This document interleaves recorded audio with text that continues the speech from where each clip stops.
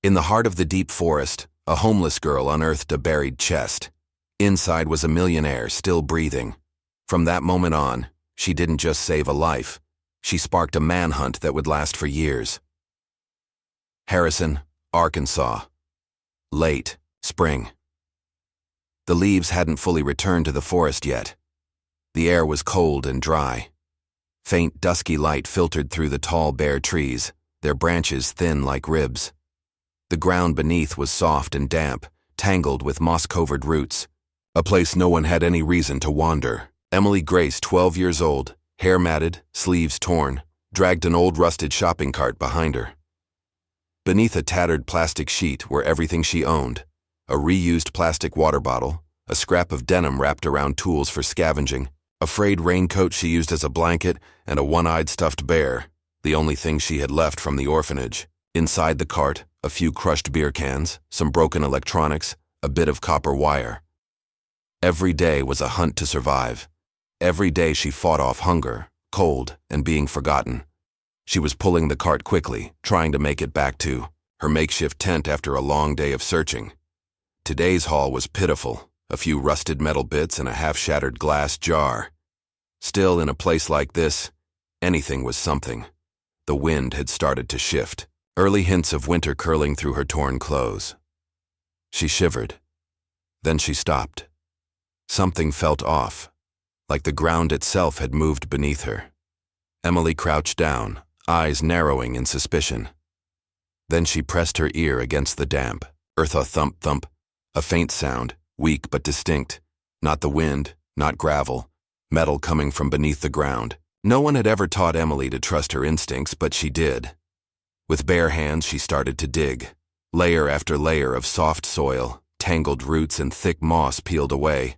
Her fingernails cracked, blood mixed with dirt.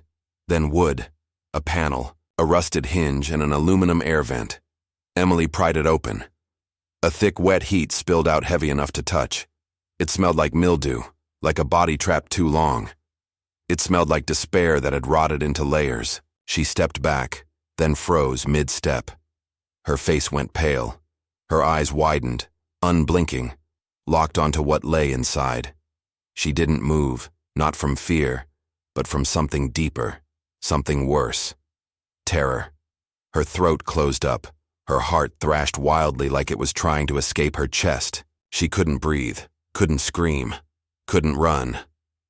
Emily stood there, small, shaking, caught between the stench of hell and the image unraveling everything she thought was real. Inside was a man, his eyes half open, staring at nothing. His wrists were bound with industrial-grade nylon. He wore a wrinkled light gray suit, collar stained with dried blood. His lips were cracked. His skin was waxy and pale, but he was still breathing. She instinctively stepped back. The smell burned her eyes, but then his gaze, Henry's gaze, stopped her. It wasn't the look of someone dying. It was the look of someone who had once lived fully and had it violently stolen away. "Water," he whispered, barely audible, like wind slipping through leaves. Emily pulled a grimy plastic bottle from her cart and held it to his lips. He drank in slow, desperate gulps like he hadn't tasted water in days. His trembling hand brushed her wrist. For the first time, his eyes showed something. Emotion. "I don't know who you are," Emily said, her voice barely louder than the breeze. "But if you're still alive, I'm not letting you die here." She dragged him out of the box, laid him gently on the worn raincoat. The sunlight that filtered through the branches wasn't strong, but something inside both of them burned. A homeless child had just saved the life of the most powerful man this town had ever known, though she had no idea who he was. No one knew that in that single moment on the quiet edge of the forest with moss-covered earth beneath her knees, a homeless child hadn't just saved a life. She had unknowingly touched the stolen lifeline of her own past. That moment marked the beginning of a journey, one written in blood, tears, and truth, a journey that would one day make all of America stop and listen. Emily had no idea that what she did, offering a bottle of water, holding a stranger's gaze, whispering a single sentence, would not only keep that man alive, but also set into motion a chain of events far bigger than she could ever imagine. She Didn't know how long she sat there beside the strange man. She only knew that with every passing minute, his breathing grew slower, but it never stopped. She didn't ask why he was locked underground. She didn't ask whether he was worth saving, because in the world of the abandoned, the only thing that matters is who's still breathing. The Harrison woods were suffocatingly silent. Emily lit a small branch, warming his hands with its flickering flame, and wrapped his thin legs with her torn raincoat. In the glow of the firelight, she saw something in him, something she couldn't name, as if between them there was an invisible fracture once shared by the same bloodline. He didn't speak again, just closed his eyes and wheezed with every breath. Then through the sound of wind slipping through dry leaves came a noise, a hoarse cough, rough and raw from deep inside his chest. It was small, but enough to bring Emily closer. She didn't know that when he opened his eyes again, they wouldn't be the eyes of a victim. They would be the eyes of a man whose stolen memories were finally returning. Henry Caldwell, the millionaire long thought dead, was about to remember everything, and the story was just beginning. A dry cough broke from the man's throat. Henry tried to sit up, but his head felt like it was going to explode. Daylight stabbed at his eyes like he hadn't seen the sun in ages. Emily draped her torn jacket over his shoulders. He looked at her, really looked at her for the first time. There was something strange in his gaze. He wasn't used to seeing people like Emily. His world had been nothing but contracts, meetings, and money.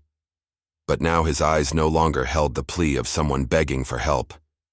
They carried the weight of a man who had once ruled his world and was now clinging to the last shred of his humanity. "What's your name?" he asked, voice trembling but deep. "Emily. Just Emily." He nodded slowly like he was trying to etch that name into whatever part of him was still awake, because it was the only name that hadn't turned away from him before he even knew if he was alive or already dead.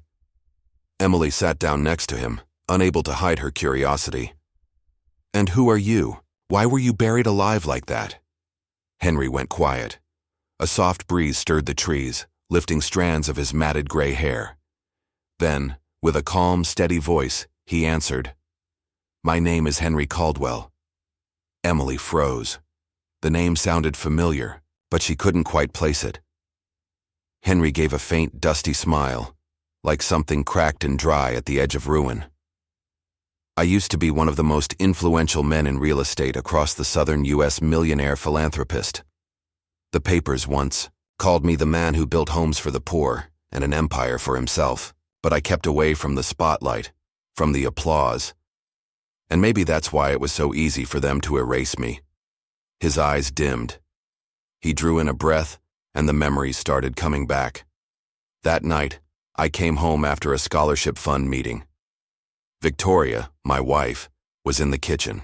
She poured me a glass of red wine. It tasted sweet at first. Then there was this sharp pain in the back of my neck. Everything spun. I collapsed. And right before I blacked out, I heard her whisper, "Henry, love doesn't need an audience. I'm going to keep you forever." Henry closed his eyes. His body trembled slightly, like the memory still held the temperature of fear.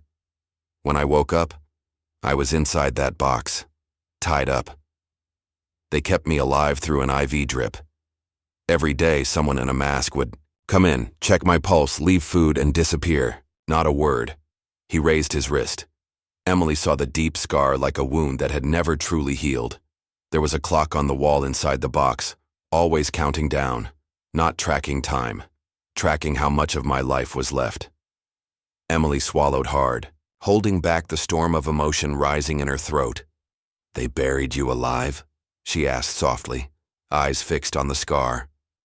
"You think so?" Henry let out a dry, bitter laugh like the sound of old ashes falling apart. "You can't even imagine it. Someone hating you so much.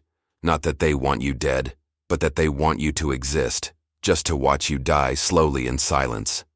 The wind blew through the trees. Emily reached for her worn-out raincoat, the one she always kept rolled up in her cart as a blanket, and pulled it tighter around him. She didn't really know who this man was. Not yet.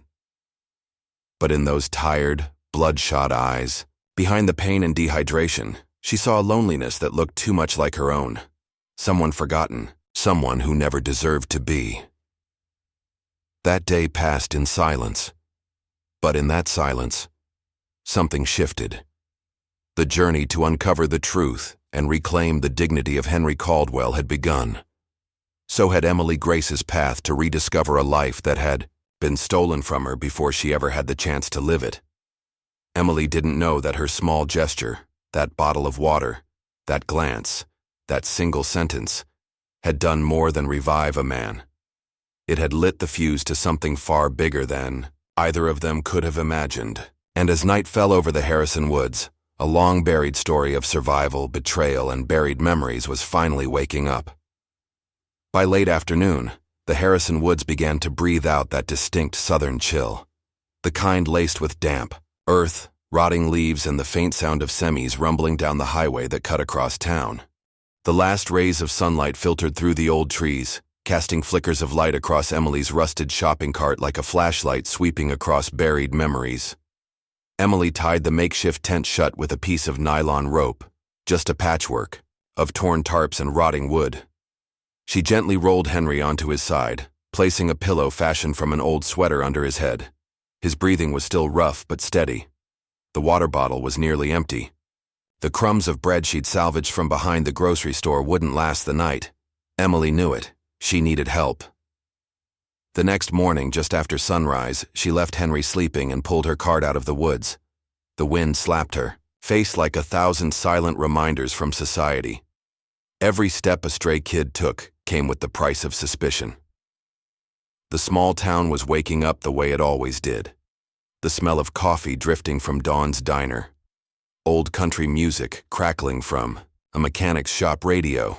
No one looked at her. No one asked her anything. She turned into the only grocery store still open early, run by Mrs. Mildred Harper, a 60-something woman who was ringing up cough drops for an elderly man. Emily approached the counter and pulled a beat-up phone from her coat pocket.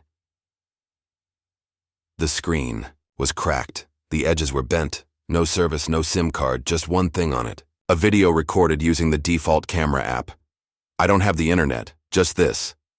But you have to watch." Mrs. Harper looked up cautious. Then slowly she leaned over and stared at the screen. A gaunt man, eyes wide and glassy, looked straight into the camera. His voice was hoarse but urgent. "My name is Henry Caldwell. If you're seeing this, Victoria Langford." Is the screen went black. The clip cut off. Mrs. Harper froze. "Oh my God. He used to send me handwritten letters. Gave me $50,000 back in 2013. Said it was just to keep your little store from going dark. I never met him in person, but I heard about him all the time. He's that millionaire who helped people quietly donated to small towns. I was one of them." Emily nodded. She didn't know who Henry really was, but she was sure of one thing. She had saved a man worth saving. Mrs. Harper reached for the landline and dialed. "Felicia, it's Mildred. You need to get to town. It's about Henry Caldwell." Bound. The other end, a young woman sat frozen in a free clinic exam room, the same woman whose entire medical education had been funded by a scholarship Henry Caldwell created. The sky turned gray. The wind picked up.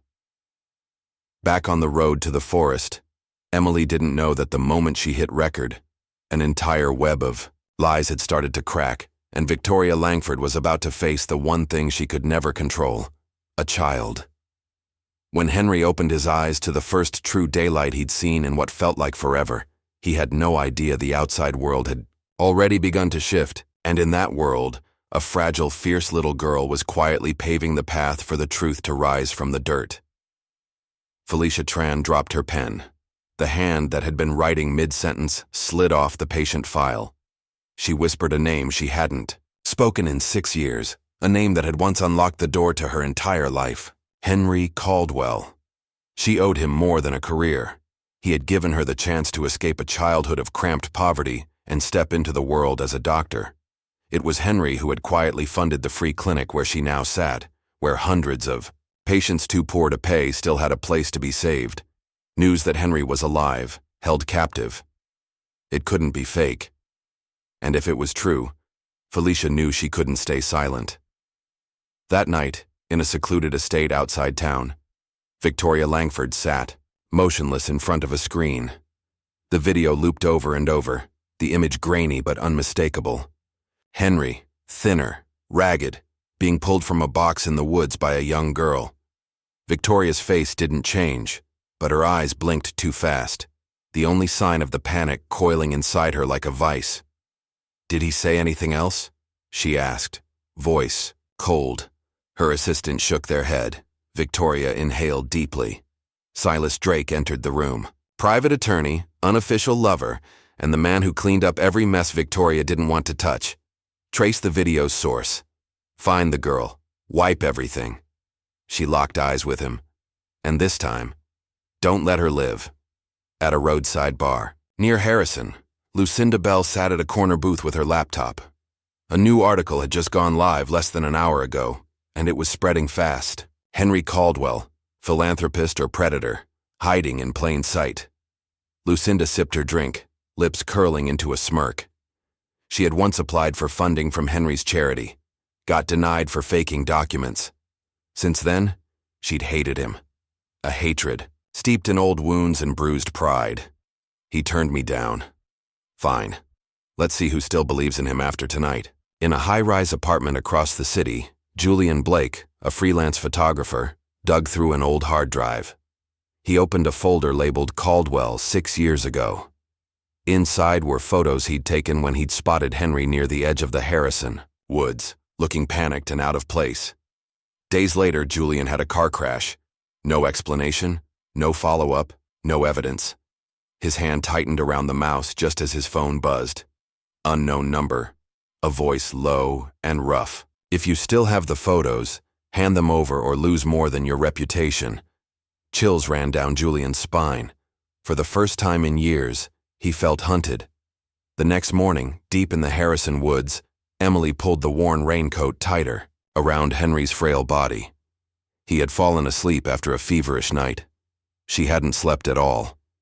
The feeling of being watched lingered around her like the whisper of the forest. Her instincts screamed. They were running out of time. She made a decision. Emily ran down the dirt path toward town straight to the old sheriff's station.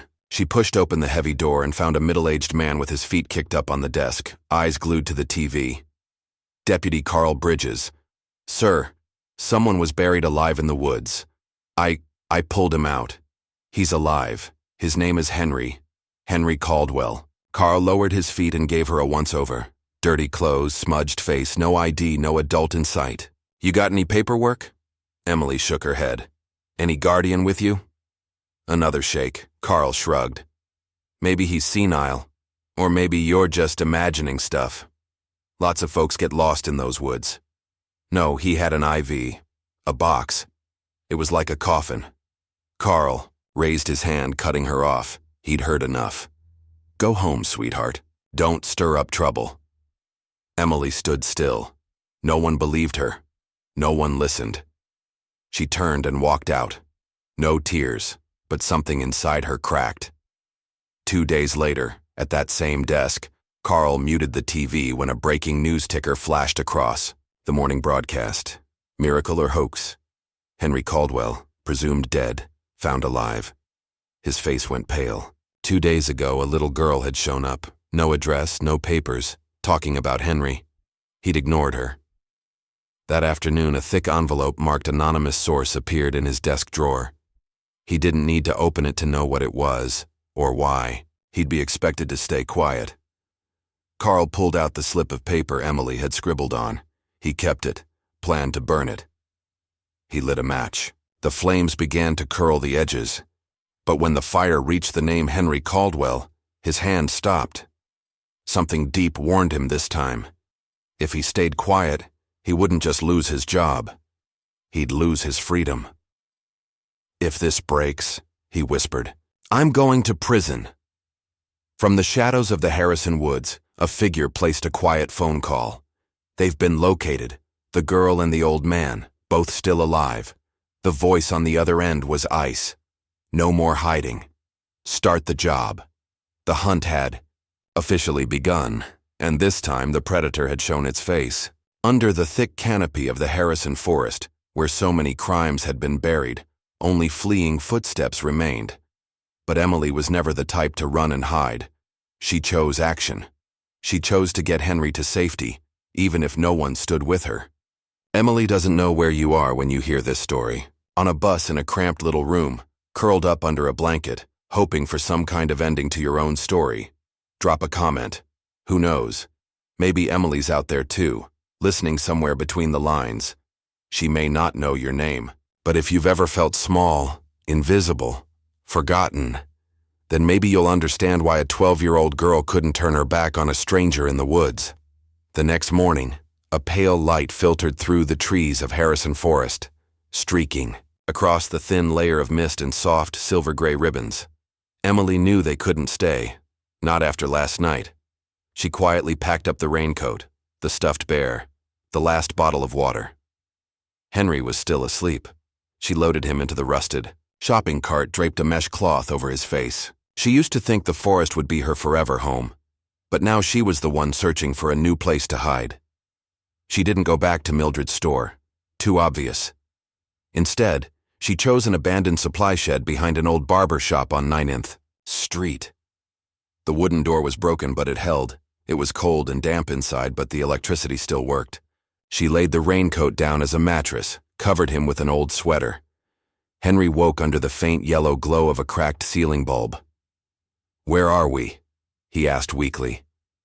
"A safe place, at least for today." She broke the last piece of bread in half and cleaned the pus-filled wound on his arm. Henry gritted his teeth through the pain. Emily even boiled water using an old trick she'd picked up during nights spent in the back alleys of industrial zones. She stripped the wire from a broken fan, plugged it into the socket, and used wrapped cloth as makeshift gloves to avoid getting burned while treating his deeper scrapes. Henry stared at her in disbelief. "Where did you learn all this?" Emily gave a small shrug. "I didn't. When no one helps you, you learn to help yourself." She paused, then more quietly. "There were people. They tried to grab me when I was sleeping under the bridge a few times. One guy said I wasn't going to live long. The cops didn't believe me. One time, this woman with blonde hair pulled up in a black car. Couldn't see her face, but I knew they're scared. I'm still alive." Henry looked at her for a long moment. He didn't know the whole story, but deep down a terrible sense of foreboding was starting to grow. "You may not be a doctor, Emily, but you saved a dying man. You've already done more than most ever will." Meanwhile, Silas got the update. The forest. Camp was empty. Back at the estate, Victoria smashed her wine glass and shouted, "This girl isn't just lucky. She's a threat." Lucinda published her second article. Carl came under internal investigation. Julian received a second death threat. The entire web of corruption was beginning to unravel, one rotted thread at a time. Back at the storage shed, Emily sat beside Henry, her back pressed to the wall. Outside, a black SUV pulled up silently. A figure in gray stepped out. No footsteps, no sound. The game of hide-and-seek had entered its most dangerous phase. In times like these, when survival hinges on moments, sometimes it only takes a single detail. A freckle, a scar, a truth. For Henry, what he saw in Emily was no longer coincidence. There was a bond, one deeper than fate. A bloodline reaching back through silence, now rising up to reclaim its voice. In the damp chill of the old storage shed, Henry awoke to the dim flicker of the ceiling light. He turned his head and caught a glimpse of Emily asleep in the corner of the blanket.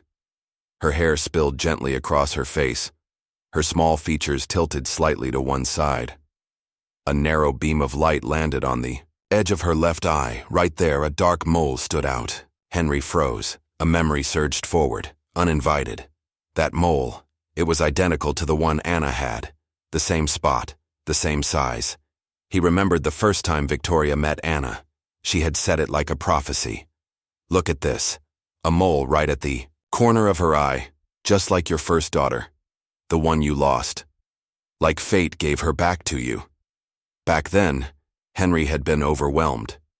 His wife had passed shortly after childbirth, leaving behind Anna, the child he had raised, believing with all his heart she was his own flesh and blood. Victoria had embraced Anna like her own, and Henry had been grateful. He'd had brief doubts, moments when things didn't quite add up. But Victoria's gentle voice and unwavering patience had always pushed those questions aside.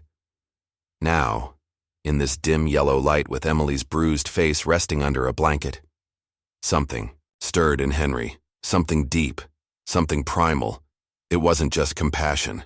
It was connection, sharp, wordless, and agonizingly real. He didn't want to think further, but part of him couldn't stop. This girl, why does she look so much like her? He murmured. Emily shifted in her sleep, murmuring faintly, "Don't leave me." The words hit Henry like a shockwave, a cry from somewhere, in his past, long buried, but never forgotten.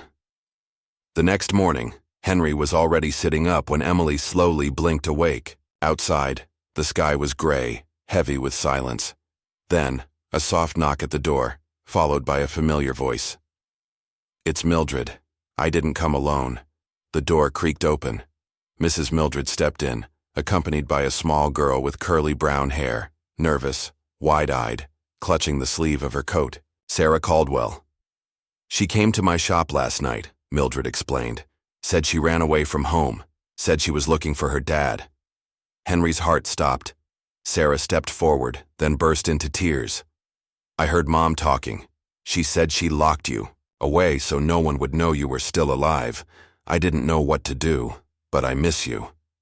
Henry dropped to his knees and opened his arms. Sarah ran into them, clutching him like she might lose him again. Her tears soaked into his shoulder. He held her tight, silent. Behind them, Emily stood quietly, watching. Henry said nothing, but his eyes drifted back to Emily, to the mole, to her eyes, to that unshakable familiar pull.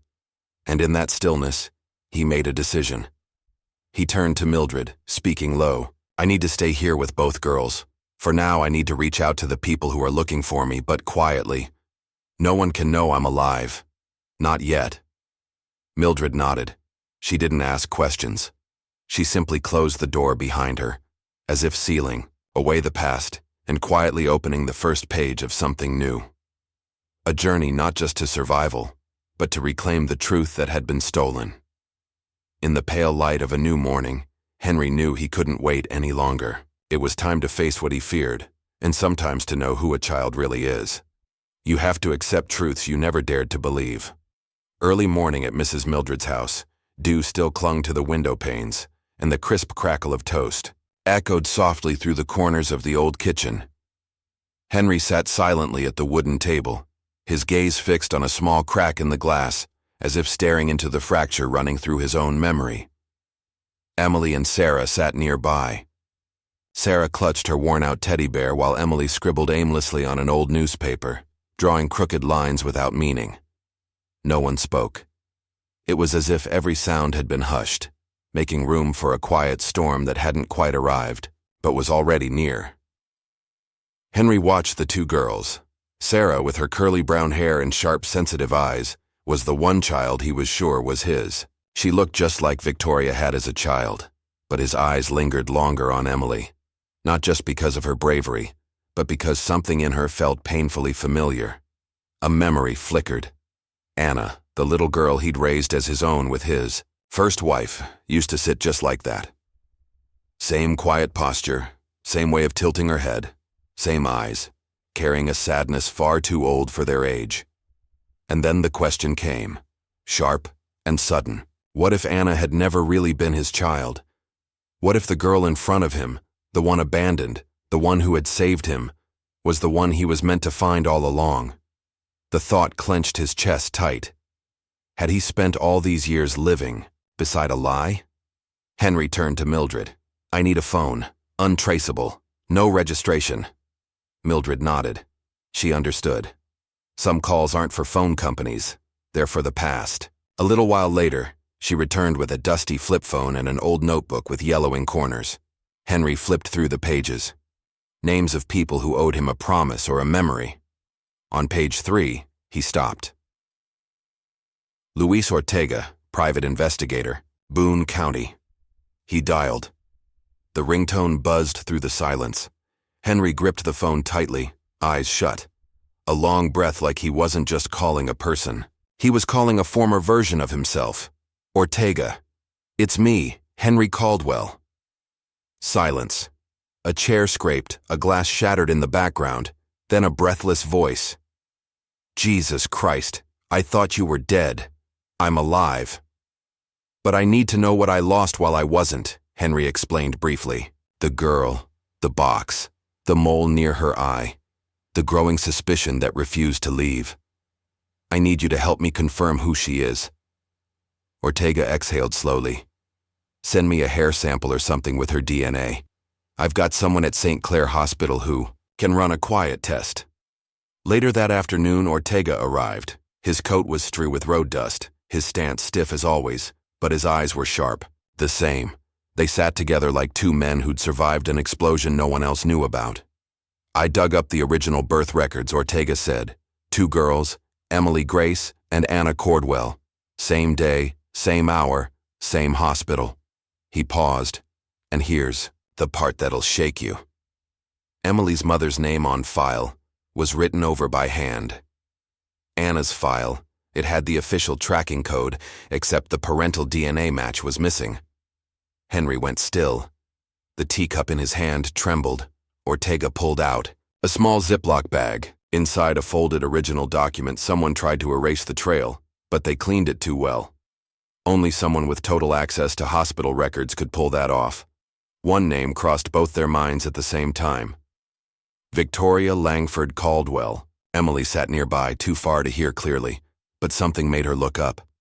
She stepped closer to Henry, still clutching her teddy bear. Before Ortega left, Henry walked over to Emily, who had dozed off against the wall.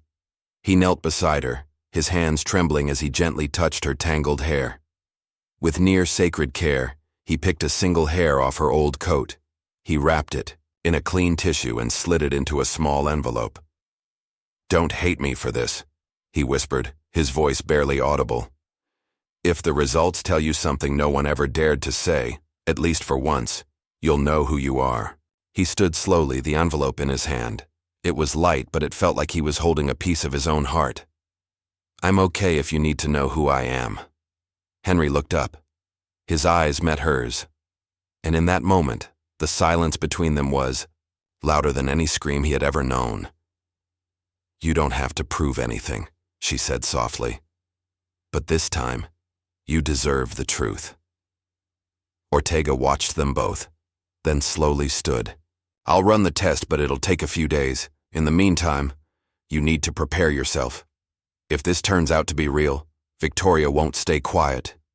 Henry nodded. There was no hesitation now. In his eyes was the steady fire of a father, a man whose life had been stolen and who was ready to take it back. "This time, I won't let anyone take anything from me again." The truth had already started to spread. There was no containing it now. Those who once manipulated everything from the shadows were beginning to show their faces. And Emily, the child who once had no name, was now at the center of a storm for justice. 2 days later, after the DNA results came in, headlines flooded local papers and regional news stations. Henry Caldwell alive, not a hoax. Arkansas radio stations were overwhelmed with calls, supporters, skeptics, outraged citizens demanding accountability for the lies they had once believed. Before the press conference, Henry contacted an old friend, a retired news producer who helped organize the event, at the city's media center. That morning, Henry walked out before a wall of cameras. He adjusted his collar. His voice didn't shake. His eyes were steady. "My name is Henry Caldwell, and I was never dead. I was imprisoned, betrayed, and buried alive inside the very empire I built.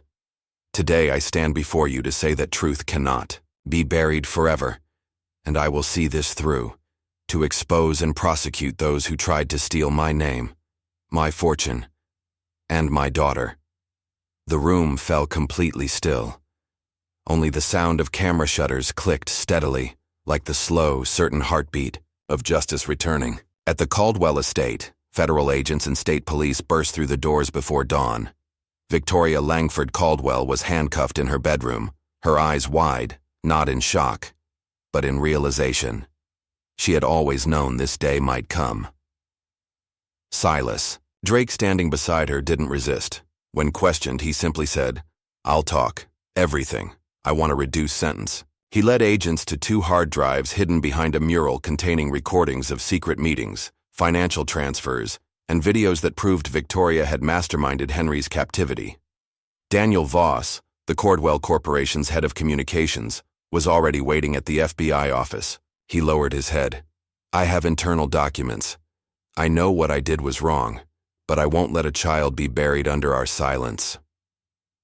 Lucinda Bell, once a socialite leader of Arkansas's elite, was removed from every membership list within 24 hours. Major publications severed ties. Her accounts were suspended across all social platforms. A formal statement read, "Due to defamatory actions and promotion of false narratives, Lucinda Bell no longer represents the values of this community." Lucinda read it in silence, then screamed, hurling her laptop across the room. But it was too late. At the Arkansas State Courthouse, an emergency hearing was held alongside FBI evidence and witness testimonies. An unexpected figure stepped onto the stand. Dr. Felicia Tran, community physician, former scholarship recipient, and the doctor who supervised the DNA testing. She presented the official report. 2 samples, one from Emily, one from Henry. 99.98% match. But what shocked the courtroom more was the original medical file. Emily had been born at the same hospital, same day, same hour, as Anna, the child who had lived her life as Henry's daughter. The hospital records showed tampering. Felicia said Emily's birth other's name was altered. Anna's file contains no DNA evidence linking her to her father. This kind of manipulation would have required internal hospital collusion or outside influence. The courtroom fell silent. Then, Dr. Felicia Tran clicked to the next slide on the projector screen. A close-up photo appeared, a mole beneath Anna's eye. "We had this examined by a dermatological specialist," Felicia said, voice steady. "This mole is not natural. Beneath the skin surface, there are traces of synthetic ink." Evidence. It was tattooed at a very young age, possibly before the child turned 1. Gasps rippled through the courtroom. Felicia turned her gaze directly toward Victoria Langford. "You didn't just swap 2 children. You engineered their resemblance. This wasn't an accident. It was orchestrated, intentional, and cruel." Lucinda Bell, who thought she was just a pawn in someone else's scheme, had been played as well. Victoria had sent her a forged email offering temporary access to a secret business account, complete with login credentials. Lucinda, suspecting nothing, logged in from her personal laptop. The financial system immediately flagged the breach. Within minutes, a financial crimes task force stormed her high society luncheon, handcuffing her in front of a dozen news cameras. "I had permission. I have the confirmation email," she screamed. No one believed her. Watching the news from Mildred's living room, Henry Caldwell said quietly, "The wicked always think they're the smartest until they meet someone even more wicked." Back at the courthouse, the most unexpected witness took the stand. Sarah Caldwell, just 7 years old. Her voice was soft but shaky as she recounted what she remembered from the Caldwell estate, the place where her mother had kept her father locked. "In the basement. Mom told me not to go down there, but I heard someone crying. I thought maybe Dad was sick. I didn't tell anyone." The courtroom sat in stunned silence. The jury exchanged looks. No child could fabricate details like that. Her words cut through years of lies like a blade. Henry turned to Emily. He said nothing, just reached out and held her hand tighter. "You'll never be forgotten again," he whispered. The next morning, sunlight flooded the small back room of Mildred's home. Henry sat in silence, staring at a sealed envelope. The final DNA results Ortega had brought over that morning. Emily stood nearby, anxious. Sarah clung gently to his arm. Henry opened the envelope. His eyes scanned the page. His hands trembled. His lips pressed tight. Then he looked up, locking eyes with Emily. "It's true. You're my daughter. You're Emily Grace Caldwell." He broke down, not with grief, but with release. The cry of a father who had finally found the piece of himself he thought was lost forever. He wrapped his arms around Emily. She froze at first. Then, as if her body remembered something her mind never knew, she hugged him back. A real embrace, one they should have had 12 years ago. An embrace warm enough for both of them to cry. Not out of sorrow, but because they'd finally been found. Sarah stood beside them, smiling softly. No jealousy, no sadness. She reached for both their hands. "Now our family is even bigger," she said.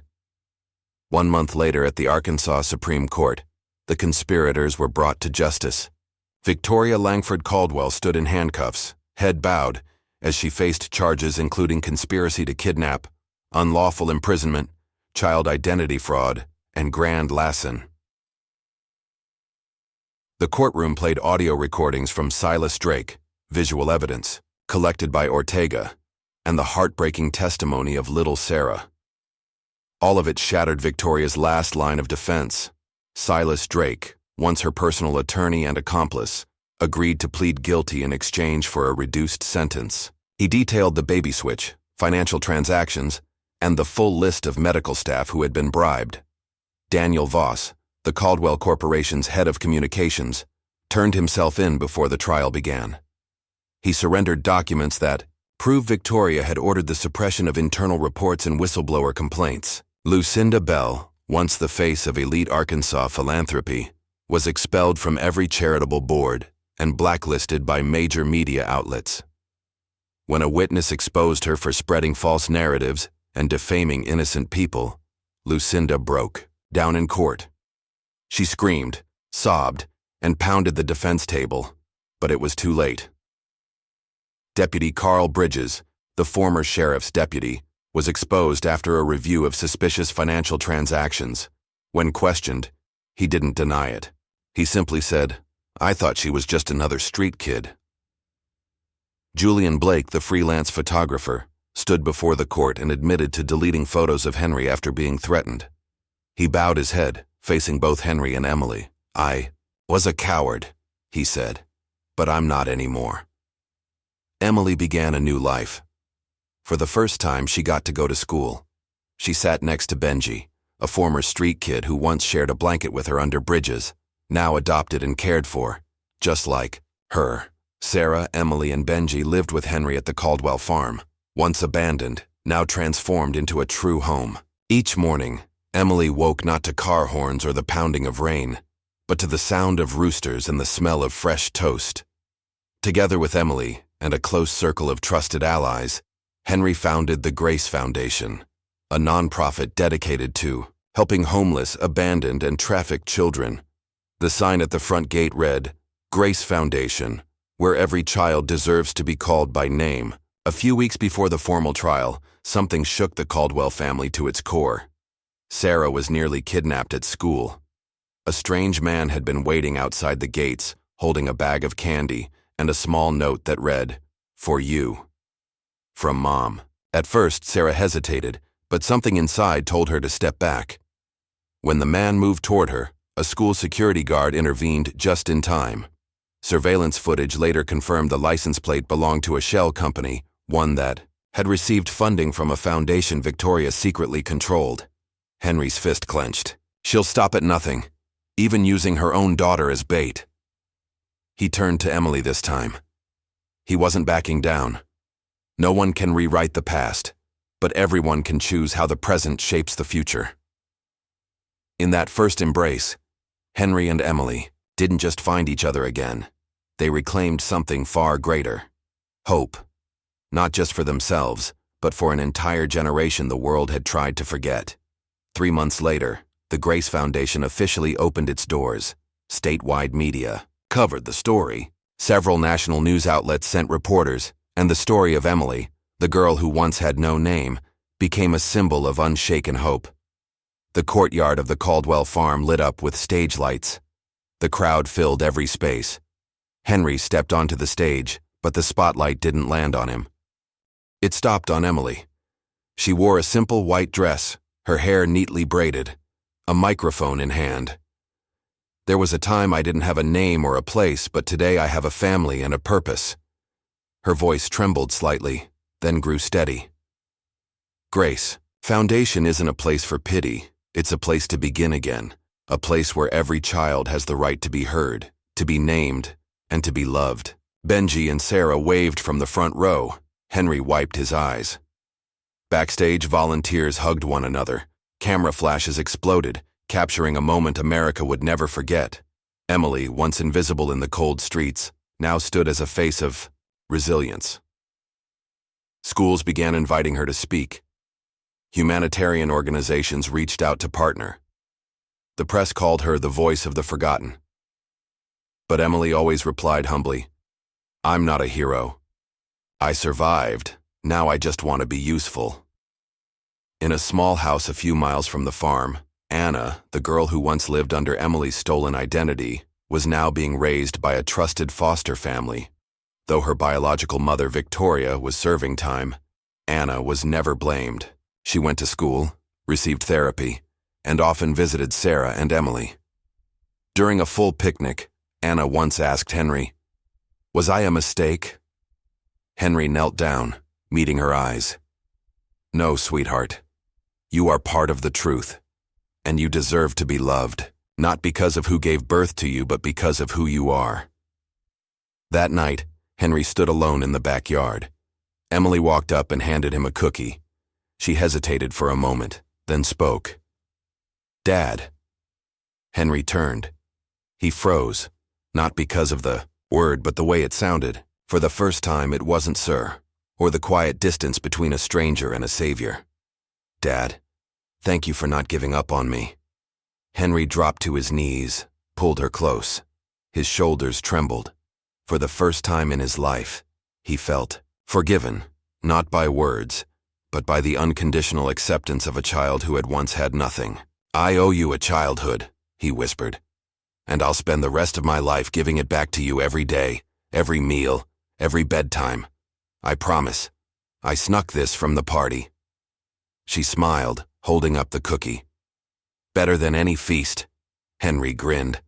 They sat on the porch together, saying nothing, watching the distant lights in a sky full of stars, as if finally the world had made space for them. "Love can lose its way," Henry said softly, "but it always finds a way home." Emily leaned against his shoulder. There were no cheers, no fanfare, only the warm night breeze and the quiet peace that opens the first page of a new chapter where truth, justice, and family are no longer luxuries. 2 years later, on a chilly morning, Henry drove Sarah and Anna to the Arkansas Women's Correctional Facility.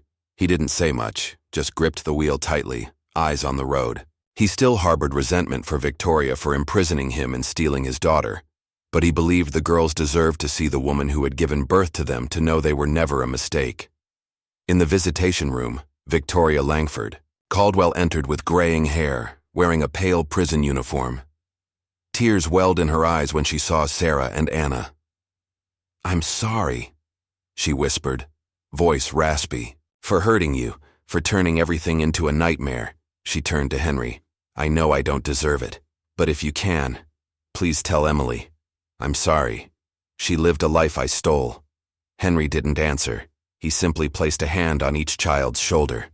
"Let's go," he said. Weeks later, Henry took Emily to a small cemetery just outside town.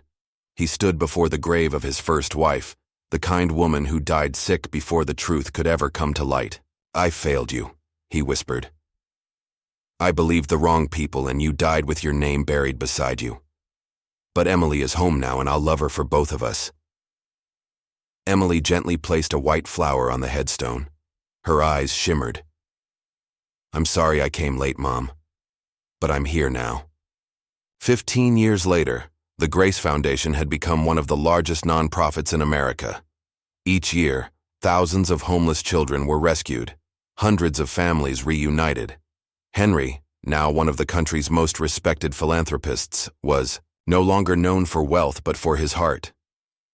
Emily, now a calm, intelligent young woman, officially took over the foundation. She sat in the same office her father once used, but nothing had changed. The photo of their embrace on opening night still hung on the wall. Benji became head of communications. Sarah majored in child psychology. They weren't just family.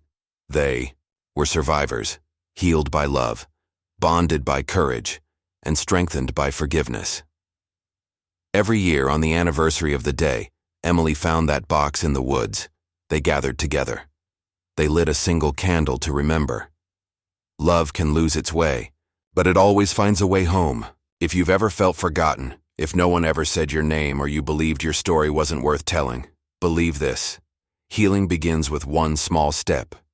And maybe, just maybe, you are someone's light. Just like Emily was Henry's. If this story touched something in you, share it. Someone out there is still waiting to be seen, to be rescued, to be loved. The world is growing quieter, but the past hasn't closed. Because with every truth revealed, a shadow long hidden demands its turn in the light. And this time, Emily will face something larger than herself. A system of stolen identities that's been hiding in plain sight for decades. One winter night, wind whipped down from the Ozark Mountains, biting through skin and silence alike. The Grace Foundation farm sat still as if asleep. But just beyond the gate, a man in a worn leather jacket and low-pulled knit cab stood quietly in the shadows. His name was Mason Drake, younger brother of Silas Drake. More than a decade ago, Mason had served as a senior security specialist at the Caldwell Corporation, then vanished without a trace after Silas's arrest. No one knew that Mason had been the first to warn Victoria about the risk Emily posed. It was Mason who had broken into the orphanage years ago, stolen Emily's original records, and staged the fake accident that erased her identity. Now he had returned, not to bury the past, but to make it right. He carried more than just a bag of documents. He carried the weight of everything he'd tried to forget. A faded scar still marked his left wrist, a reminder of the last time he had defied Victoria and been cut out of the so-called Bloodline Project. He'd spent years living off the grid, drifting through refugee shelters, working as a night shift security guard near the Mexico border. Emily, alone that night in the archive room, was reviewing unsolved records from the Foundation's latest campaign, Project Find Me, a new initiative to help trafficked, lost, or swapped children reclaim their true identities. She didn't know that just outside the gate, a man stood holding the last pieces of the truth about her and others like her. Benji spotted Mason while checking the security feed. Instead of calling the police, he brought Mason inside under watch. In the meeting room, Mason sat still, hands folded. His voice didn't shake, but his eyes were red. "I'm not here to ask for forgiveness," he said. "I'm here because I can't let this happen again." Emily sat in stunned silence as Mason pulled a folded paper from his coat, a handwritten copy from the personal journal of Nurse Rosemary, the woman who had once cared for both Emily and Anna as newborns. He also brought cassette tapes, old recordings of conversations between Silas, Victoria, and high-ranking hospital staff at a private facility in Little Rock. On one tape, Victoria's voice rang out clearly. "Do it as planned. The one with the mole will be Anna. The other will erase her name." Henry was alerted immediately. He called Ortega, Felicia, and a legal team to verify the evidence. At the same time, the first copies were sent to the FBI. One of the tapes revealed a voice not previously identified, Leonard Gresham, chairman of the hospital board during the year of the switch. His name had once appeared in internal disputes before the hospital was sold. Mason's testimony rocked the media. The press called it the largest identity fraud case in Arkansas history. Dozens of parents whose children were born the same year as Emily began contacting the Grace Foundation, hoping to learn the truth. Emily and her team launched the Emily Project, not just named after her, but because her name had once been stolen and was now a symbol of reclaiming identity for others. They gathered DNA samples, recreated old hospital floor plans, verified every tampered document. Within 6 months, the Grace Foundation had reunited 18 children with their biological families. One was a boy who'd been raised by a secretive organization posing as a charity. He'd been forced to change his name, had never seen a photo of his birth father.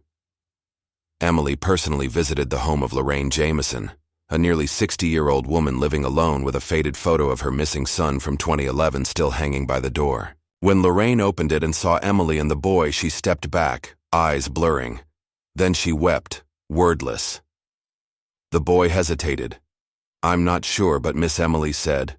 Lorraine wrapped her arms around him. "You don't have to be sure. I know you're mine." After that reunion, international media began to take notice. A radio station in the UK invited Emily for a live interview.